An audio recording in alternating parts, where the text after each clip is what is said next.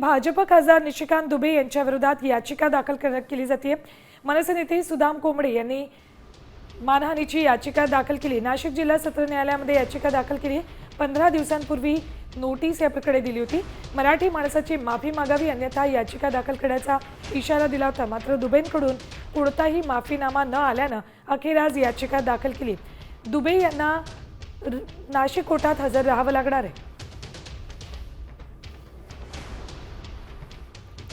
Update घेऊयात आमचे प्रतिनिधी अभिजित सोनावणे यांच्याकडून।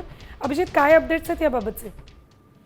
आज नाशिक जिल्हा सत्र न्यायालयामध्ये निशिकांत दुबे यांच्या विरोधामध्ये याचिका दाखल करण्यात आलेली आहे। मनसेचे नाशिकचे शहराध्यक्ष सुदाम कोंबडे यांनी ही मानहानीची याचिका दाखल केलेली आहे।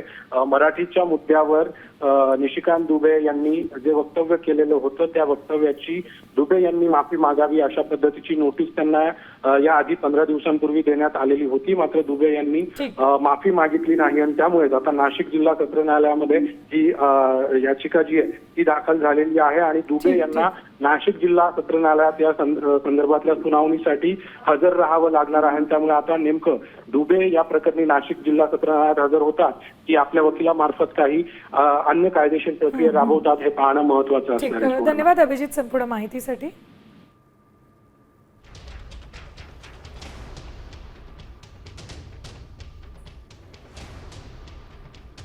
आता isakal.com आहे देशातील नंबर 1 ची मराठी न्यूज वेबसाईट। प्रत्येक अपडेटसाठी isakal.com ला नक्की भेट द्या।